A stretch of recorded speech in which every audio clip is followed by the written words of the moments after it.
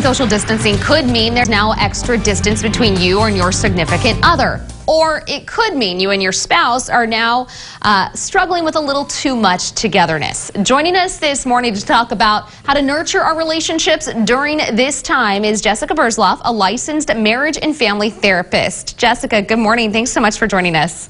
Hi, thanks so much for having me. All right, so let's talk about couples who don't live together right now, who could be perhaps social distancing or isolating apart from each other. What do you do to keep that relationship alive? Well, now I think you need to consider yourself in a long-distance relationship.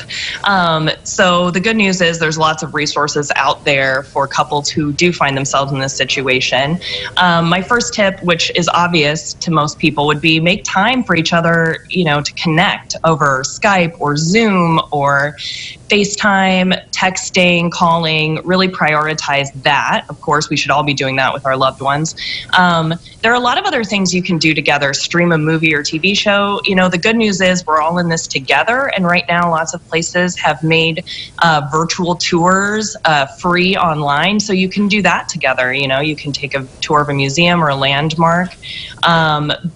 Find a video game to play together online, anything you can do to keep that connection strong during this time. Okay, now there's been a lot of discussion about this next topic in our newsroom this week, but between a few of us who are married and maybe are now experiencing a little too much togetherness with their loved ones. Perhaps both spouses are working from home. Tensions could rise there. If there are kids in the mix, that adds a whole nother piece to that puzzle. What kind of suggestions do you have? Exactly. Are you and your husband in that situation right now? Oh, we are, yeah. Suddenly we're both working from home with a 9-month-old and a 5-year-old who's out of school. So it's been real good times. The first thing I would say is to remember that this situation is unprecedented, that no one expected this. No one is prepared for this. The tensions are going to run high. There's a lot of stress and anxiety just in general about this situation with the virus and all of it. So be gentle with yourself and your spouse and be compassionate. Try and check your judgment language and, just in general, give yourself space to be upset and anxious, but try and take turns with your partner as much as possible. So if you're overwhelmed, hopefully your partner can step up to be supportive, and then when it's his turn or her turn to be overwhelmed, you can do the same for them. But it's important to remain compassionate with each other and always give each other the benefit of the doubt that we're all doing the best we can with this really bizarre and stressful and overwhelming situation. What kind of schedule would you recommend? You guys are in this situation right now where you have kids at home who are out of school, yes, and you're both working from home. So everyone has a job to do, but then you also have these kids who need basically, a school day, a schedule themselves. How are you guys figuring that time out? We are doing our best. We have a loose schedule based on our son's TK schedule that he told us. So we kind of try and maintain that, and we both try and fit work in as much as possible.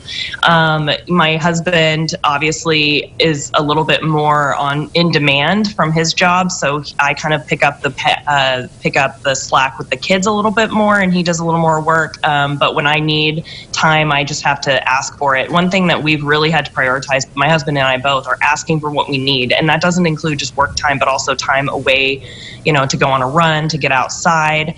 That would be my biggest suggestion for everybody, is just find ways to be outside, away, obviously 6 feet away from everyone, but to get outside and enjoy this beautiful weather, because that's the one gift we have in this situation. And also it gives us some space to reset and take a breath a little bit. So true. So that's kind of what we've been trying to do. Especially with kids, getting them outside always seems to be the best. Burn off some energy. Exactly. Oh, Lord, yes. You say also switch from a scarcity mindset to a mindset of abundance. What does that mean? Well, so basically, instead of focusing on the places we can't go, the things we can't do, the people we can't see, I'm trying to really remind myself that now we have all this time, all the things that we said we didn't have time for before. Oh, if only we had more time with our kids, if only we had more time with, at home to do these projects. Well, now we do. Now we've got nothing but time. And so focusing on the abundance of time that we have with our loved ones, as opposed to all the things that we're missing out on, can help to refocus our energy on the positive.